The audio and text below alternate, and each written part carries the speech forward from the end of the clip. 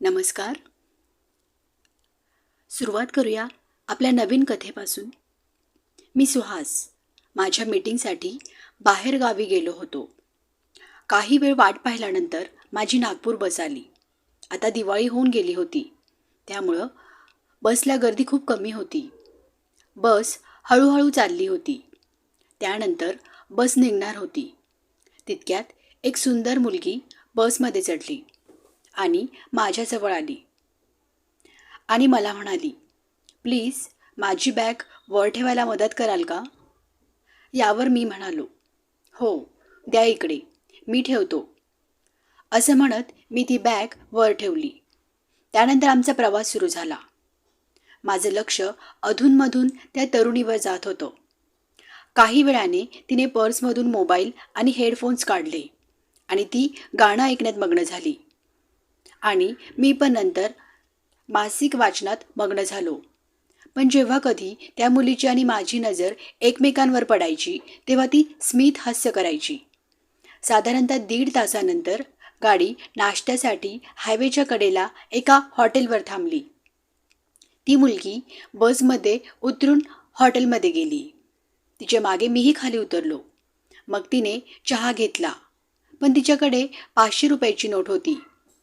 Hotel मालक म्हणाला, एका चहासाठी तुम्हाला एवढे पैसे नाही देऊ शकत सुट्टे आम्ही. कृपया सुट्टे पैसे द्या की.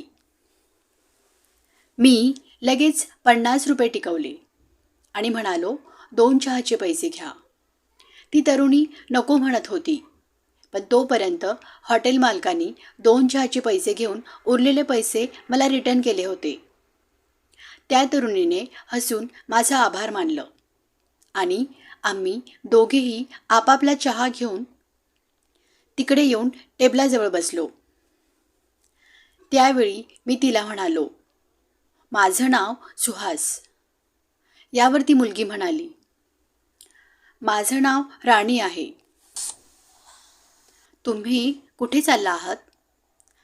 ती म्हणाली, मी नागपूरला जात आहे. आणि तुम्ही? तेवढ्यात बस आली, म्हणून आम्ही दोघं जाऊन बसमध्ये चढलो आणि आपापल्या सीटवर बसलो. नंतर काही वेळाने बस चालकाने स्पीड कमी केला आणि बस थांबली. काही प्रवासी झोपलेले होते, तर काही जागे होते. अचानक बस थांबताच झोपलेली प्रवासी जागी झाले. पुढील 3-4 तास रोड जाम असल्यामुळे बस पुढे जाऊ शकणार नाही. आपल्याला 3-4 किंवा 5 तास इथेच थांबावं लागेल, असं सांगून कंडक्टर मोकळा झाला. बहुतेक लोक बसमधून खाली उतरली होती. मी सुद्धा खाली आलो होतो, पण राणी बसमध्येच होती. राणीने खिडकी उघडली होती. तिच्याकडे बघितलं तेव्हा ती काळजीत असल्याशी जाणवलं. मी तिला खाली यायला सांगितलं, कारण बाहेर खाली लोकांनी मस्त रोडच्या कडेला शेकोटी पेटवली होती. खूप आनंददायी वाटत होतं. बाहेर लोक होती, कारण संपूर्ण रस्ता जाम झाला होता. त्यामुळे परत लोकांनी रोडच्या कडेला अनेक शेकोट्या पेटवल्या होत्या. राणी बसमधून उतरली, पण ती अस्वस्थ वाटत होती. तिच्याकडे बघून कुणीही म्हणू शकत होतं की ती काळजीत आहे आणि ती थोडी घाबरली आहे. म्हणून मी तिच्या काळजीचं कारण विचारलं, तर ती म्हणाली की दूरच्या ठिकाणाहून माझे काका मला नागपूर बस स्टँडवर घ्यायला येत आहे. आता बस कधी पोहोचेल माहीत नाही. ते रात्रभर बस स्टँडवर थांबू शकत नाही आणि माझ्या मोबाईलवरती नेटवर्कही नाही. पण आज रात्री नागपूरला पोहोचलंच पाहिजे मला. माझ्यासाठी खूप महत्त्वाचं आहे. मग मी तिला म्हणालो, काळजी करू नका. तुमच्या काकांना कॉल करा आणि त्यांना सांगा की रोड जाम आहे, उशीर होईल. हवं तर माझा फोन घ्या, त्यात नेटवर्क येत आहे. तिने 4 तासांना रस्ता क्लिअर होतो की नाही हे देखील निश्चित नाही. कदाचित आपल्याला रात्र इथेच घालवावी लागेल. असं ऐकून राणी अधिकच अस्वस्थ झाली. फोन करून बस स्टँडवर येण्यास मनाई केली, पण तिचे डोळे भरून आले होते. ती मला काळजीत दिसत होती. म्हणून मी तिला म्हणालो, तुम्ही पुन्हा काळजीत दिसत आहात.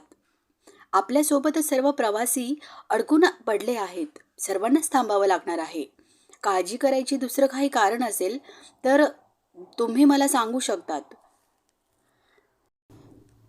कदाचित मी तुम्हाला काही मदत करू शकेल. राणी काही वेळ गप्प राहिली आणि मग म्हणाली, नागपूरला पोहोचणं माझ्यासाठी खूप महत्त्वाचं आहे उद्या. सकाळी मला खूप महत्त्वाची कामं आहेत. जर मी वेळेवर पोहोचले नाही तर मग खूप अवघड होऊन जाईल. मग मी म्हणालो, "अ, मला हे जाणून घ्यायचा अजिबात अधिकार नाही, पण तुम्ही काही उघडपणे सांगितलं तर मी नक्कीच त्यावर तोडगा काढण्याचा प्रयत्न करेल." राणी स्वतःवरच थोडं नियंत्रण ठेवत म्हणाली, मला सकाळी 9 वाजता नागपूर कोर्टात हजर व्हायचं आहे आणि ते माझ्यासाठी खूप महत्त्वाचं आहे. मी तुम्हाला यापेक्षा जास्त काहीच सांगू शकत नाही आणि ते माझ्यासाठी खूप महत्त्वाचं आहे. मी तुम्हाला यापेक्षा जास्त काहीच सांगू शकत नाही खरंच. जर तुम्हाला आज रात्री पोचायचे असेल तर मी काहीतरी व्यवस्था करू. यावर राणी म्हणाली, मी आयुष्यभर तुमची ऋणी राहील. जर तुम्हाला काही करता आलं तर प्लीज करा. मग मी बस कंडक्टरला रोड जाम आहे असं विचारलं. असं विचारलं असता त्यांनी सांगितलं, पुढे ट्रक आणि कारची मोठी धडक झाली आहे. त्यामुळे रोड जाम झाला आहे. काही लोक जखमी झाले आहेत. त्यांना दवाखान्यात नेण्याची गरज आहे. त्यांच्या गाड्यांमध्ये काही लोक अडकले आहेत. त्या गाड्यांना रोडच्या साईडला घेण्याचे प्रयत्न सुरू आहेत, पण वेळ लागेल. फक्त दुचाकी जाऊ शकेल एवढीच जागा उरली आहे. दोन्ही बाजूंनी वाहनांची मोठी कोंडी झाली आहे. त्यानंतर मी कंडक्टरला म्हणालो की नागपूरला पोहोचणं आमचं खूप महत्त्वाचं आहे आणि गरजेचं पण. काहीतरी पर्याय सांगा. असं बोलल्यावर कंडक्टर म्हणाले, जर तुमच्याकडे जास्त सामान नसेल तर तुम्ही ब्रिज ओलांडून पुढे जा. पुढे गेल्यावर तुम्हाला एक दुसरा बारीक रोड दिसेल. तो याच महामार्गाला जाऊन लागतो. मग लिफ्ट घेऊन तुम्ही जाऊ शकता. पण मी बसचे भाडे तुम्हाला रिटर्न करू शकत नाही. अहो तसं काहीच नाही. असं म्हणत मी आणि राणीकडे गेलो आणि राणीला म्हणालो, चला नागपूरला जाण्याचा पर्याय सापडला आहे. तुमच्याकडे काही जड सामान नाही ना? यावर ती म्हणाली, नाही, फक्त एक बॅग आहे. मग आम्ही दोघीही आपापली सामान उचलून आणि बोलण्यासाठी बाईक चालेल सुरुवातीला केली. रस्त्यांच्या बाजूलाही वाहनांची लांबच लांब रांग लागली होती. जवळपास 15-20 मिनिटं चालल्यानंतर आम्हाला एक ऑटो भेटला. ऑटोमध्ये बसणाऱ्यांनी आम्हाला सांगितलं की पुढे कार किंवा बस भेटून जाईल. मी तुम्हाला तिथपर्यंत सोडतो. इथल्या शहरातल्या गावात जाणार होतो. त्यामुळे त्यातले काही लोक अगोदरच 2 महिला प्रवासी बसल्या होत्या. त्यामुळे आम्ही कसे तरी ॲडजस्ट करून बसलो. राणीच्या हाताला वारंवार स्पर्श होत असल्याने मला पूजाची आठवण झाली. 3 वर्षापूर्वीची ही घटना आठवली, जेव्हा मी माझ्या पत्नी पूजासोबत ऑटोमध्ये असंच प्रवास करायचो. आता पूजा माझ्या आयुष्यातून निघून गेली होती. असो.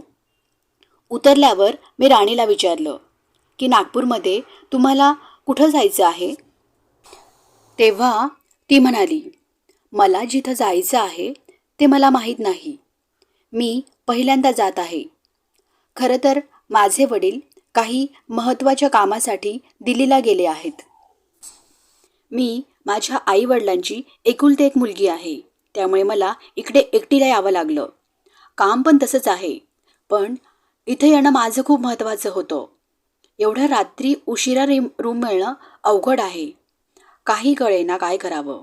यावर मी तिला म्हणालो, काही जण इतर गोष्ट आहे, पण माझ्यासाठी तरी काकांना एवढ्या रात्री त्रास का देतात? ते तुम्हाला सकाळी घ्यायला येतील. ती म्हणाली, नाही, हे बरोबर नाही.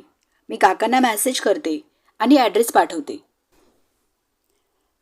ते इथे पोहोचतील.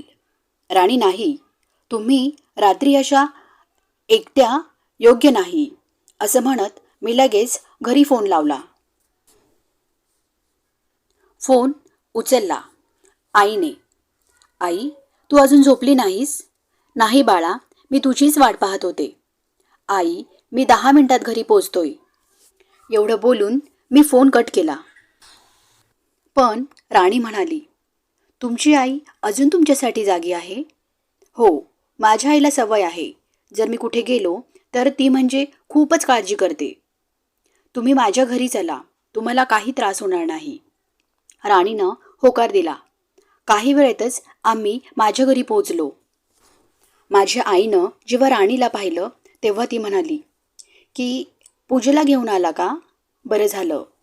खरं तर माझ्या आईची दृष्टी वयोमानानुसार कमी झाली होती.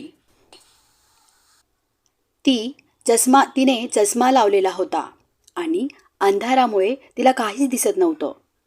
मग मी म्हणालो, आई, तुला का नाही समजत? ती आता इथे परत कशाला येईल? तू जाऊन झोप. पण आईने मला राणीबद्दल विचारलं असता. मी आईला थोडक्यात सांगून आईला झोपायला सांगितलं. मग मी राणीला गेस्ट रूममध्ये आराम करायला सांगितलं आणि मी किचनमधून चहा आणि काही खायला घेऊन येतो असं सांगितलं. मग मी किचनमधून चहा आणि काहीतरी खायला घेऊन आलो. त्यानंतर आम्ही दोघंही चहा पिऊ लागलो. मग राणी म्हणाली की तुमची हरकत नसेल तर मी तुम्हाला एक गोष्ट विचारू का? मी म्हणालो, हो. ती म्हणाली, पूजा तुमची पत्नी आहे का? यावर मी म्हणालो, अगोदर होती, आता नाही. आमचा घटस्फोट झाला आहे. आता मला तुमच्याबद्दल स्पष्ट समजेल का? जर तुमची इच्छा असेल तर. मग राणी म्हणाली, नक्कीच. माझा डिवोर्सचा उद्या अंतिम निर्णय आहे. उद्या कोर्टात हजर होणार आहे मी. राजीव आणि माझ्या परस्पर संमतीने आम्ही डिवोर्स घेतला आहे.